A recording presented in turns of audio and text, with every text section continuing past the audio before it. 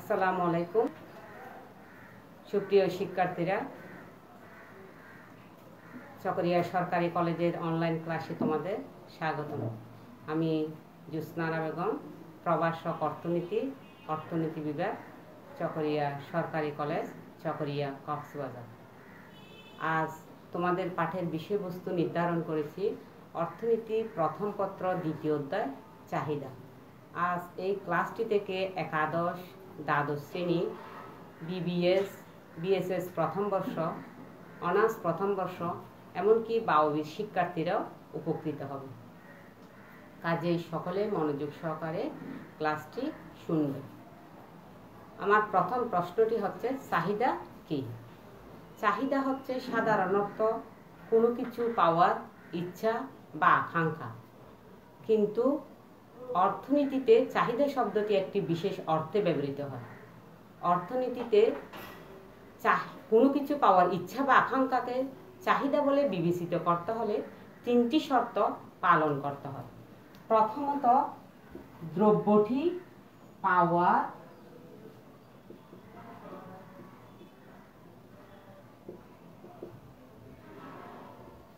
ইচ্ছা।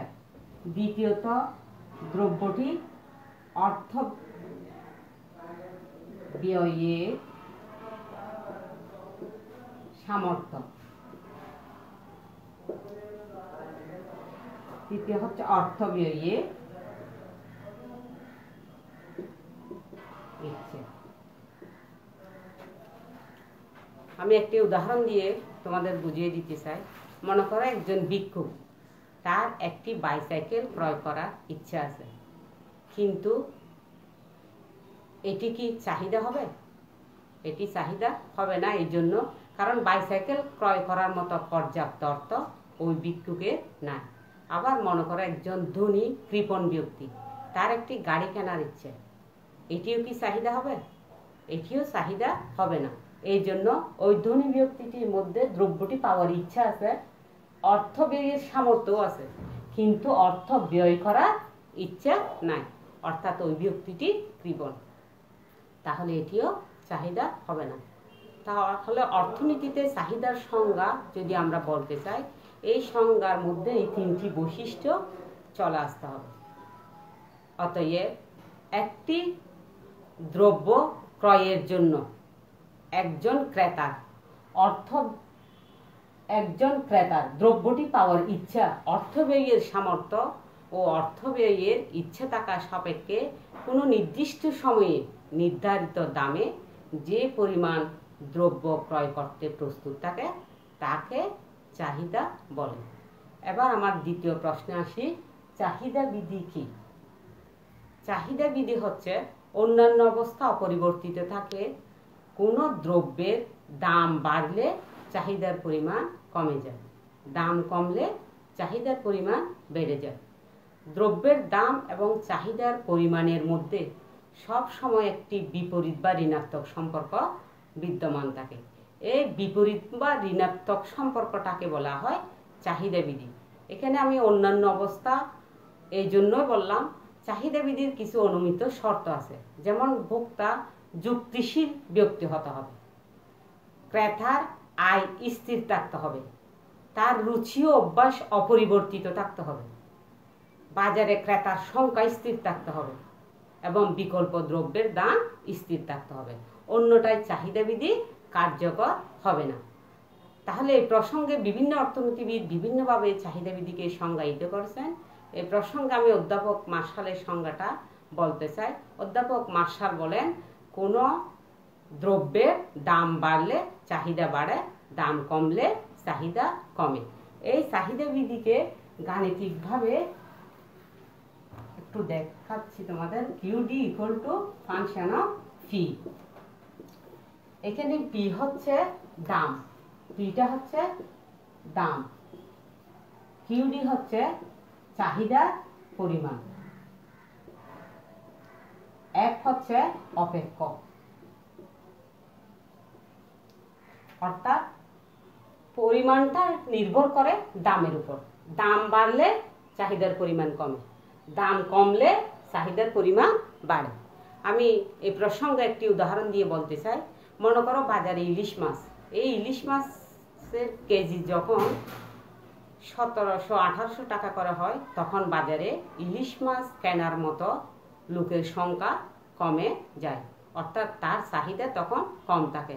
আবার সেই ইলিশ মাছের কেজি যখন 200-300-400 টাকা কেজি হয়, তখন ক্রেতার সংখ্যা বৃদ্ধি পায়, অর্থাৎ চাহিদা বৃদ্ধি পায়।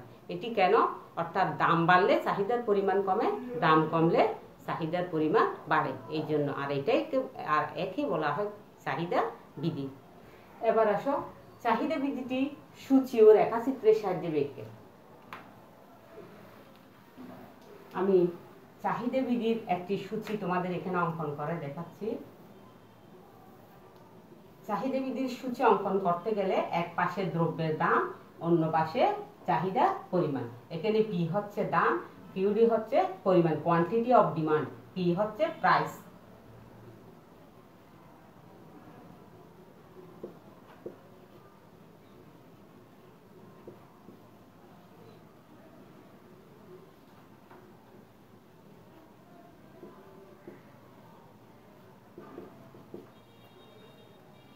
দ্রব্যের দাম পি, দ্রব্যের দাম যখন 10 টাকা, চাহিদার পরিমাণ 8 একক। দ্রব্যের দাম কমলে দ্রব্যের দাম বাড়লে চাহিদার পরিমাণ কমে যায়। এখানে দ্রব্যের দাম কমে যখন বেড়ে যখন 20 টাকা, চাহিদার পরিমাণ কমে তখন 6 একক। দ্রব্যের দাম আরো বেড়ে যখন 30 টাকা হয়, চাহিদার পরিমাণ কমে 4 একক। অর্থাৎ দ্রব্যের দাম বাড়লে চাহিদার পরিমাণ কমে। আমি এটা বিপরীত দিক দিয়েও বলা যায়, অর্থাৎ দ্রব্যের দাম যখন 30 টাকা, চাহিদার পরিমাণ 4 একক। দ্রব্যের দাম কমে যখন 20 টাকাতে আসবে, চাহিদার পরিমাণ বেড়ে 6 একক। দ্রব্যের দাম আরো কমে যখন 10 টাকা হয়, চাহিদার পরিমাণ 8 একক। এটি হচ্ছে চাহিদা বৃদ্ধির সূচি। এবার এই সূচিটাকেও রেখাচিত্র উপস্থাপন করা যায়, বা অন্য একটি দিয়েও রেখাচিত্রটা উপস্থাপন করা যায়। দেখো, দ্রব্যের দাম যখন, এখানে ভূমি অক্ষ হবে চাহিদার পরিমাণ, লম্ব অক্ষ হবে দ্রব্যের দাম। দ্রব্যের দাম যখন P1, চাহিদার পরিমাণ Q1, প্রাপ্ত বিন্দু 1। দ্রব্যের দাম বাড়লে উপরের দিকে যাবে দাম, আর কমলে নিচের দিকে আসবে দাম। দ্রব্যের দাম যখন কমাই আমরা P2 করব, তখন এটি নিচের দিকে যাবে। চাহিদার পরিমাণ বাড়লে এটি ডানে যাবে, পরিমাণটা বেড়ে ডানে যাবে। দ্রব্যের দাম কমে যখন P3 হয়,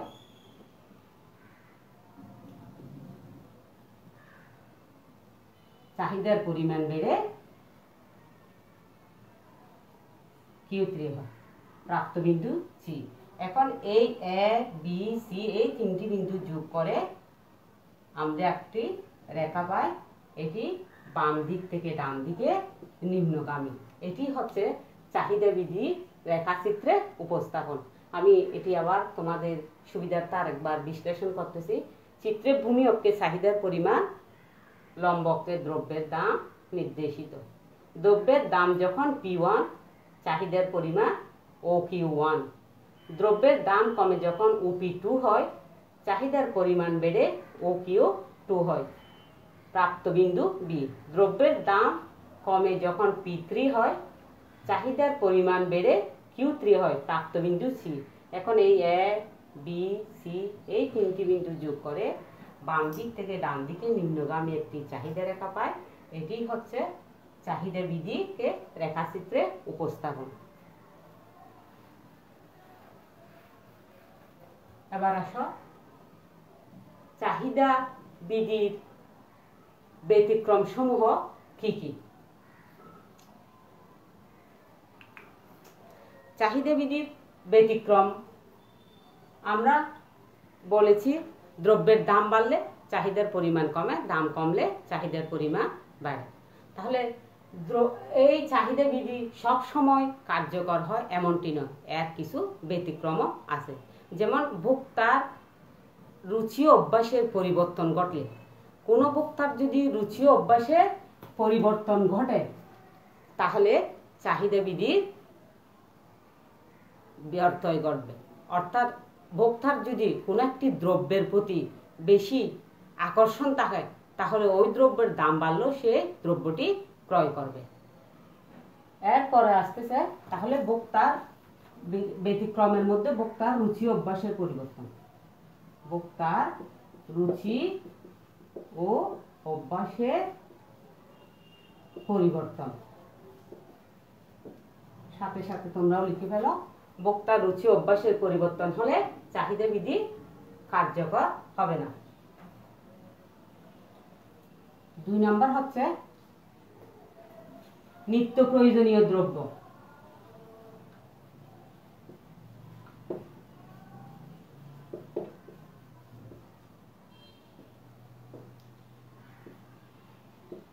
নিত্য প্রয়োজনীয় দ্রব্যের ক্ষেত্রে যেমন নিত্য প্রয়োজনীয় দ্রব্য লবণ একটি খুবই নিত্য প্রয়োজনীয় দ্রব্য, এক্ষেত্রে দাম বাড়লেও চাহিদার তেমন কোনো পরিবর্তন হবে না। এরপর আসি সম্পর্কিত দ্রব্যের দাম। সম্পর্কিত দ্রব্য বলতে বিকল্প পরিপূরক দ্রব্যের দামের পরিবর্তন হলে চাহিদা বিধি কার্যকর হবে না। এখানে বিকল্প পরিপূরক পণ্যটাকে, বিকল্প দ্রব্য হচ্ছে একই উদ্দেশ্যে সাধনের জন্য দুইটি দ্রব্য একটির পরিবর্তে যদি অন্যটি ব্যবহার করা হয় তাকে একটিকে অপরটি বিকল্প দ্রব্য বলে। মনে করো চিনি অথবা গুড়, এখানে চিনির পরিবর্তে গুড় ব্যবহার করা যায়। কোনো কারণে যদি চিনির দাম বাড়ে, লোকে চিনি না কিনে গুড় বেশি কিনবে, তাহলে সেই ক্ষেত্রে চাহিদা বিধি কার্যকর হবে না। তাহলে চিনির দামের সাথে সাথে যদি গুড়ের দামও বাড়ে, লোকে গুড় না কিনে চিনি বেশি ক্রয় করবে, তাহলে সম্পর্কিত দ্রব্যের দাম বাড়লে চাহিদা বিধি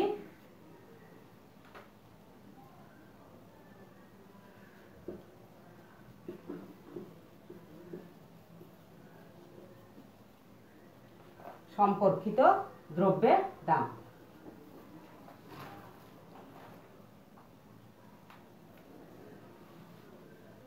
এরপর আসতে গিপেন দ্রব্য।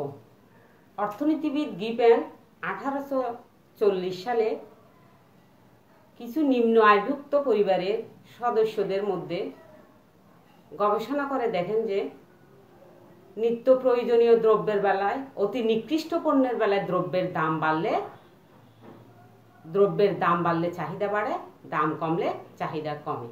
তার নাম অনুসারে এই দ্রব্যগুলো কে বলা হয় গিপেন দ্রব্য। এই গিপেন দ্রব্যের বেলায় চাহিদা বিধি কার্যকর হবে না। এরপরে গিপেন দ্রব্য। এরপর আসতেছি অবস্থানগত কারণ। অবস্থানগত কারণের মধ্যে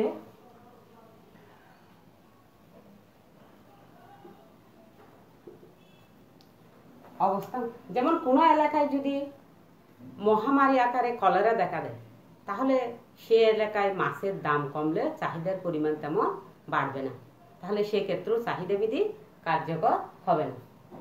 এরপরে 6 নাম্বার আসতেছে সঞ্চয় প্রবণতা। সঞ্চয় প্রবণতা, মানুষের মধ্যে যদি সঞ্চয় প্রবণতা বেশি থাকে, তাহলে তার জমানোর ইচ্ছেটা যদি বেশি থাকে, তাহলে সেখানে চাহিদা বিধি দাম কম কার্যকর হবে না। অর্থাৎ সঞ্চয় প্রবণতা বেশি থাকলে দাম কমলেও সেই দ্রব্যটি বেশি পরিমাণে ক্রয় করবে না, অর্থাৎ সেক্ষেত্রে চাহিদা বিধি ব্যতিক্রম ঘটবে। এরপর আসতেছে পূর্ণ প্রতিযোগিতামূলক বাজার। পূর্ণ প্রতিযোগিতামূলক বাজার।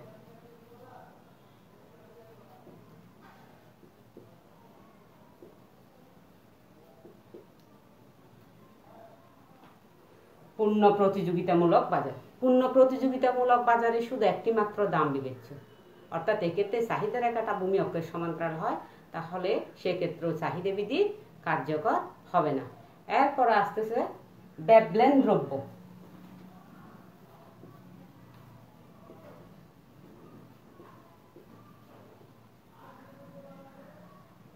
ঊনবিংশ শতকের অর্থনীতিবিদ টমাস ভেবলেন এবং সমাজবিজ্ঞানী, উনি মনে করেন বিলাস দ্রব্যের বেলায় দাম বাড়লেও চাহিদার পরিমাণ বাড়বে, উচ্চবিলাসীদের চাহিদার পরিমাণ বাড়বে। যেমন স্বর্ণ, হীরা, মণিমুক্তা এগুলো সামাজিক প্রদর্শন মনোভাবের জন্য এই সমস্ত দ্রব্যের, বিলাস দ্রব্যের দাম বাড়লো, সমাজে যারা বিত্তশালী তারা প্রদর্শন মনোভাবের জন্য এইসব দ্রব্য বেশি পরিমাণে ক্রয় করবে, তাহলে সেক্ষেত্রে চাহিদা বিধি কার্যকর হবে না। তাহলে চাহিদা বিধির ব্যতিক্রম সমূহ আমি তোমাদের বর্ণনা করলাম, পয়েন্টগুলো তোমরা লিখে রাখবে।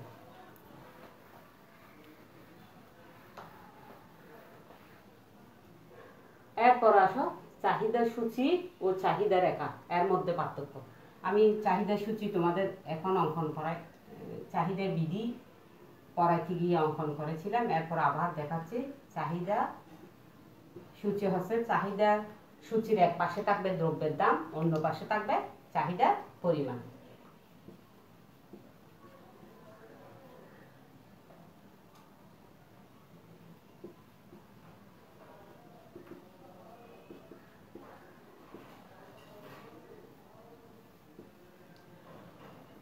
দাম মনে করো তোমরা যেভাবেই ধরতে পারো, দাম মনে করো 15 টাকা, চাহিদা 20 একক। দাম যদি আমি কমে 10 টাকা করি, তাহলে দাম কমলে চাহিদার পরিমাণটা বাড়বে। এটা মনে করো 25 একক। দাম আরো কমাই যখন 5 টাকা করব, চাহিদার পরিমাণ আরো বেড়ে 30 একক। অর্থাৎ দ্রব্যের দাম এবং চাহিদার পরিমাণকে যখন তালিকা আকারে প্রকাশ করা হয় একে বলা হয় চাহিদা সূচি। আর দ্রব্যের দাম এবং চাহিদার পরিমাণকে যখন রেখাচিত্র উপস্থাপন করা হয়, দ্রব্যের দাম এবং চাহিদার পরিমাণকে যখন রেখাচিত্র উপস্থাপন করা হয় তাকে বলা হয় চাহিদা রেখা। এখানে আমার দামের মধ্যেই সর্বোচ্চ দাম হচ্ছে 15, তাহলে আমি দামের অক্ষে সর্বোচ্চ দাম নিব, পরিমাণের মধ্যে সর্বোচ্চ একক হচ্ছে 30,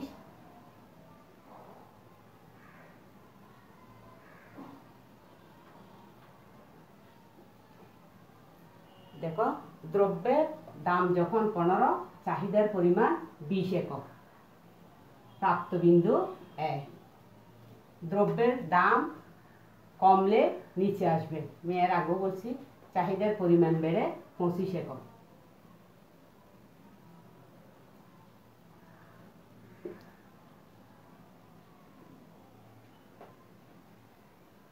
দ্রব্যের দাম আরো কমে যখন 5 টাকা হয়, চাহিদার পরিমাণ বেড়ে 30 একক, প্রাপ্ত বিন্দু 2। এখন এ বি সি এই বিন্দু তিনটি যোগ করে আমরা বাম দিক থেকে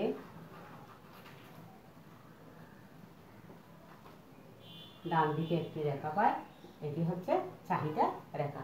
তাহলে আমি বলতে পারি দ্রব্যের দাম এবং চাহিদার পরিমাণকে যখন তালিকা আকারে প্রকাশ করা হয় তাকে বলা হয় চাহিদা সূচি, আর দ্রব্যের দাম এবং চাহিদার পরিমাণকে যখন রেখাচিত্র উপস্থাপন করা হয় তাকে বলা হয় চাহিদা রেখা।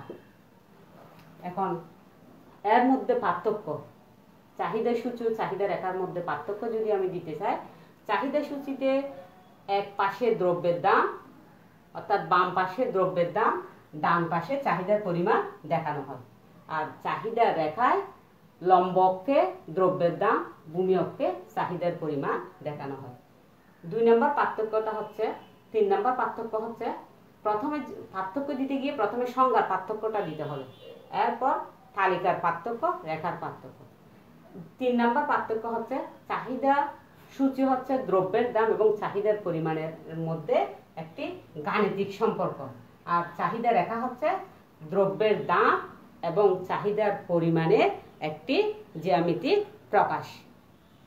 তাহলে চাহিদা সূচি ও চাহিদা রেখার মধ্যে আমি পার্থক্য 3টি বললাম, আরো পার্থক্য আছে, তোমরা এগুলো দেখে নেবে। এবার আসো চাহিদার নির্ধারক সমূহ কি কি। চাহিদার নির্ধারক হচ্ছে চাহিদা কি কি বিষয়ের উপর নির্ভর করে, চাহিদা কি কি বিষয়ের উপর নির্ভর করে। চাহিদা প্রধানত নির্ভর করে দামের উপর, দ্রব্যের দামের উপর নির্ভর করে। অর্থাৎ দাম বাড়লে চাহিদার পরিমাণ বাড়ে, দাম কমলে চাহিদার পরিমাণ কমে। 2 নম্বর হচ্ছে এই প্রশ্ন, 4 নম্বর প্রশ্ন, ভোক্তার রুচি ও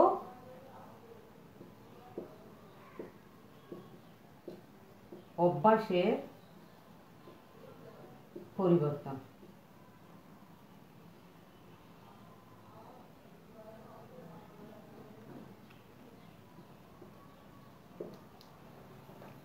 দুই নম্বর হচ্ছে ভোক্তা রুচি অভ্যাসের উপর চাহিদা নির্ভর করে।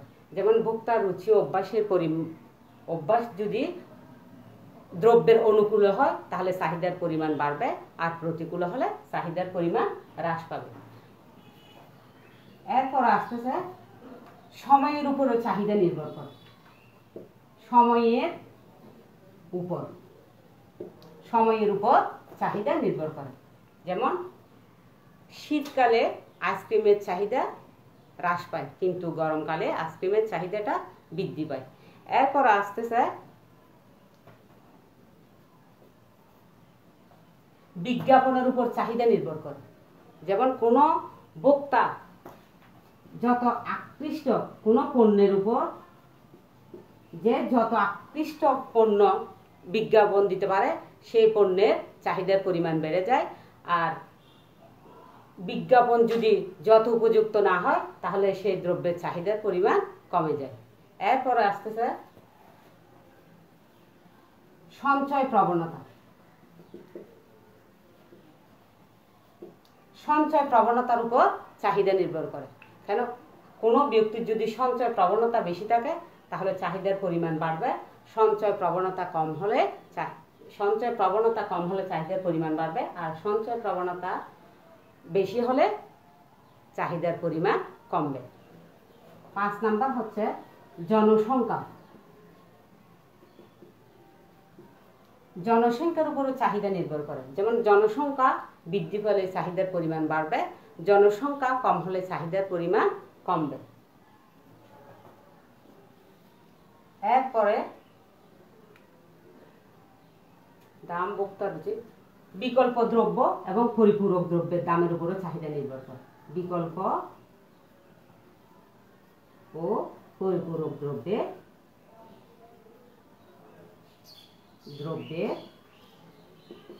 দাম।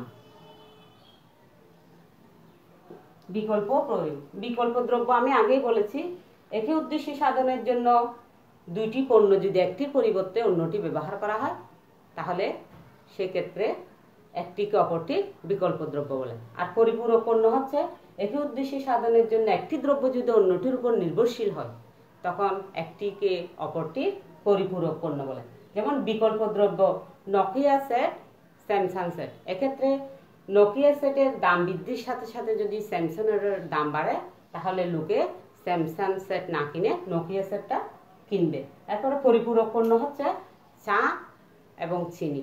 চা ও চিনি হচ্ছে একটি অন্যটির পরিপূরক, একটি অন্যটির উপর নির্ভরশীল হয়। যেমন চিনি ছাড়া চা খাওয়াই যায় না যদি ডায়াবেটিক রোগী না হয়। এক্ষেত্রে পরিপূরক পণ্যের উপরও চাহিদা নির্ভর করে। এক্ষেত্রে একটির দাম বাড়লে অন্যটির দাম কমবে।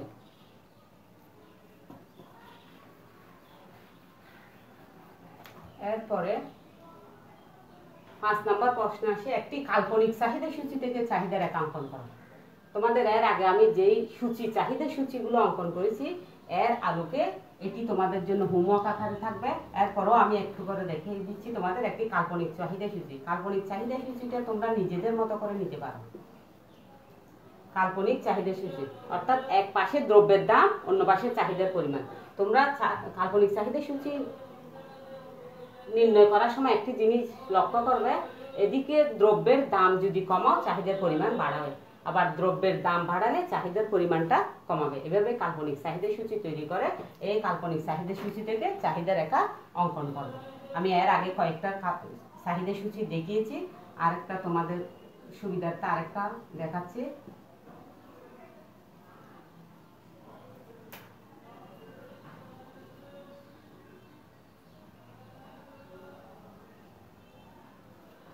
মনে করো এটি একটি কাল্পনিক চাহিদা সূচি।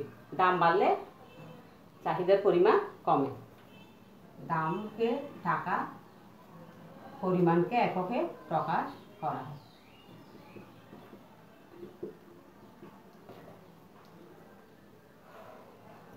এবার এইটা থেকে আবার চাহিদার রেখা অঙ্কন করা যায়। তাহলে দেখো,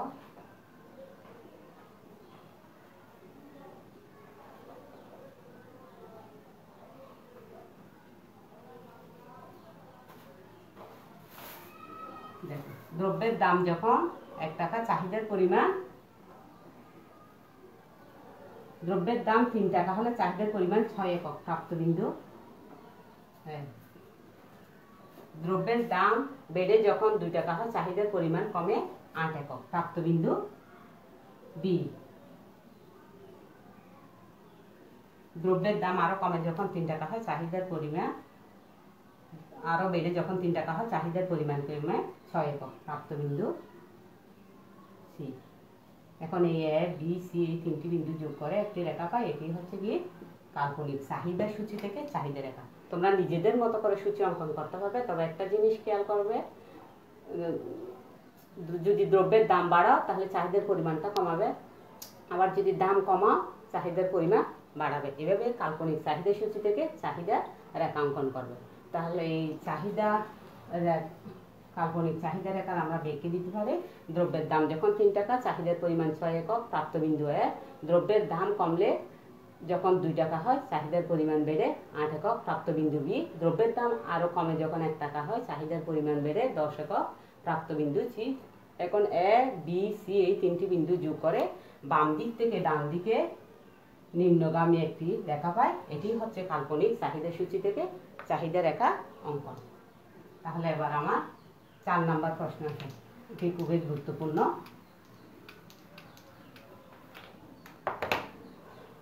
চাহিদা অপেক্ষক কি? নিম্নের চাহিদা অপেক্ষক থেকে চাহিদা সূচি ও চাহিদা রেখা অঙ্কন করা। কোন চাহিদা অপেক্ষক কি?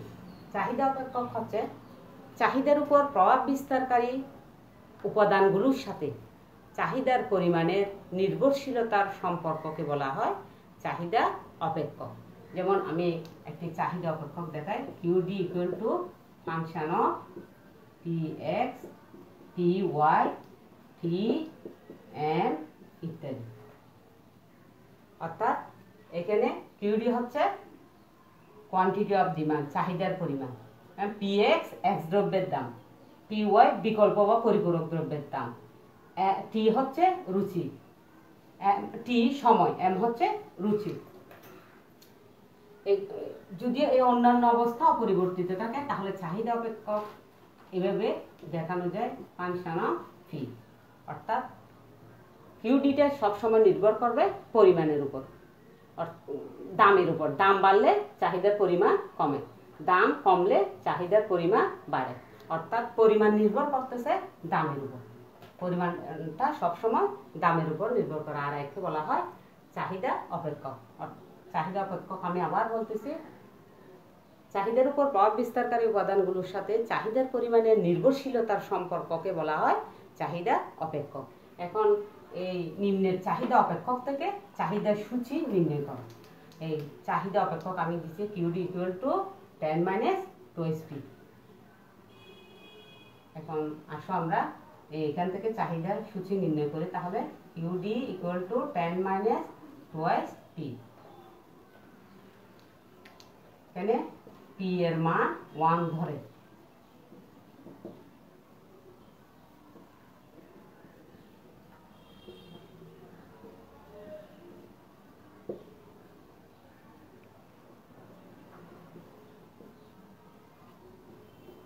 অর্থাৎ আমরা যখন দাম 1 টাকা ধরছি তখন চাহিদার পরিমাণ 8 একক, 2 ধরে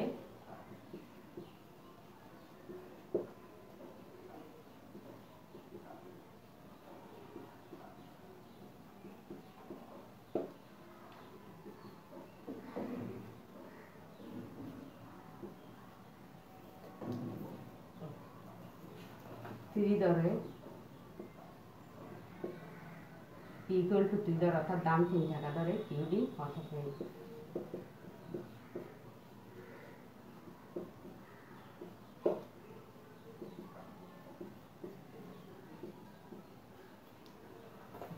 এবার দাম যখন 1 টাকা ধরছি চাহিদার পরিমাণ 8 একক, দাম 2 টাকা ধরলে চাহিদার পরিমাণ 6 একক, দাম 3 টাকা ধরলে চাহিদার পরিমাণ 4 একক। এখন এটাকে আমি সূচিতে দেখাবো।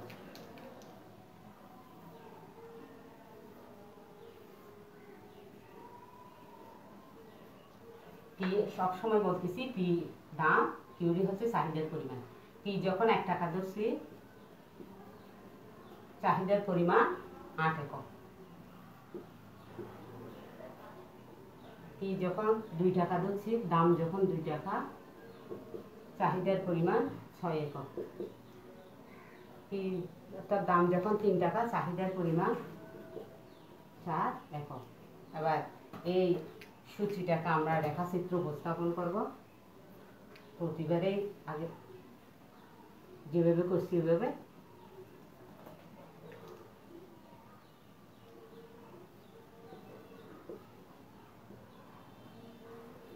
আমাদের দামের মধ্যে সর্বোচ্চ দামটা হচ্ছে 3 টাকা,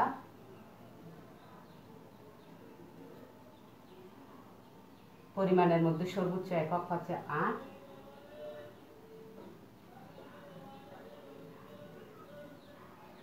অর্থাৎ দাম যখন 3 টাকা চাহিদার পরিমাণ 4 একক। প্রাপ্তবিন্দু দাম কমে যখন 2 টাকা হয়, দাম কমলে সবসময় নিচে চলে আসবে, চাহিদার পরিমাণ বেড়ে 6 একক। প্রাপ্তবিন্দু বি দাম আরো কমে যখন 3 টাকা হয়, কমে যখন 1 টাকা হয়, চাহিদার পরিমাণ বেড়ে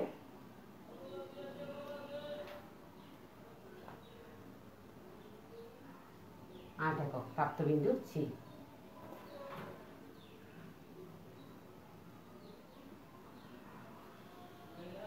তাহলে এ বি সি এই 3টি বিন্দু যোগ করে আমরা বাম দিক থেকে ডান দিকে নিম্নগামী একটি রেখা পাই।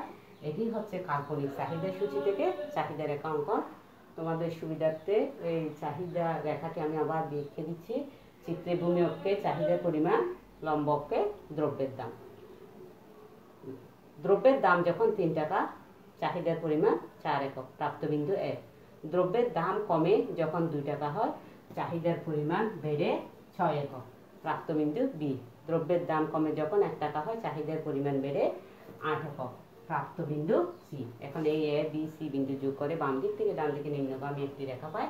এটি হচ্ছে কাল্পনিক, এটি হচ্ছে চাহিদা অপেক্ষক থেকে চাহিদা সূচি নির্ণয়, আর এটি বাম দিক থেকে ডান দিকে নিম্নগামী। এভাবে আমরা যদি চাহিদা সূচি দেওয়া থাকে, চাহিদা অপেক্ষক দেওয়া থাকে, আমরা চাহিদা সূচি বের করে এই চাহিদা সূচি থেকে চাহিদা রেখা অঙ্কন করতে পারি। এবার তোমাদের আমি 2টি হোমওয়ার্ক দেব। এই 2টি হোমওয়ার্ক তোমরা করবে।